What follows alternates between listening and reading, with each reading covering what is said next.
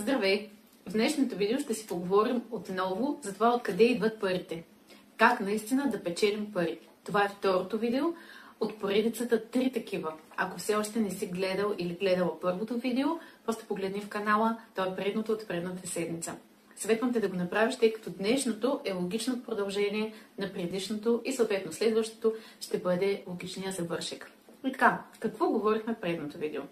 Има толкова много информация днес и толкова силно се разисква темата как да спестяваме и къде и как да инвестираме парите си. Нещо, което е наистина важно, наистина ценно и наистина много липсва в финансовата култура, не само на нас, българите, но и на много други хора по света. Аз нямам нищо против тези теми, не съм тук, за да коментирам тях обаче. Въпросът е, че за да спестяваме или да инвестираме пари, ние първо трябва да можем да ги печелим. И мисля, че тук е още по-големия проблем. Много малко хора говорят за това как наистина се печелят пари. Не конкретно чрез една или друга възможност, като че ли само това е начинът, по който могат да се печелят пари, а изобщо. Защо, например, едни и същи хора в едни и същи организации, може би в едни и същи екипи, в едно и също поприще печелят коренно различни суми понякога, а най-често различни, макар и с малко, не винаги хората печелят еднакво. Какво ги различава? В предното видео говорихме за това, че често си мислим, че причините за това хората да имат едни или други нива на доходи, т.е. да печелят едни или други пари, често мислим, че причините за това са в държавата, в икономиката, в населеното място, конкретната локация, може би образованието, може би конкретни умения. Не, че всички тези неща, взети по-отделно, не са важни. Напротив.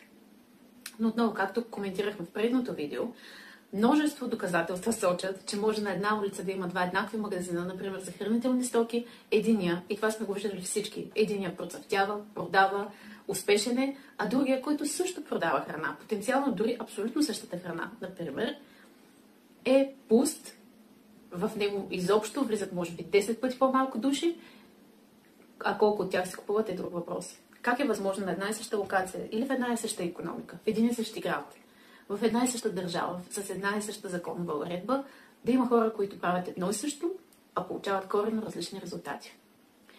Също другото нещо, което обсъдихме, че не само, че не зависи от локацията, а и това какво наистина да търсим в днешно време. Днешното динамично време, което всичко се променя наистина много бързо, може би много по-бързо, отколкото ни се иска, но е факт. Трудно можем да предвидим какво ще се случи дори след няколко години на пазара на труда в конкретика.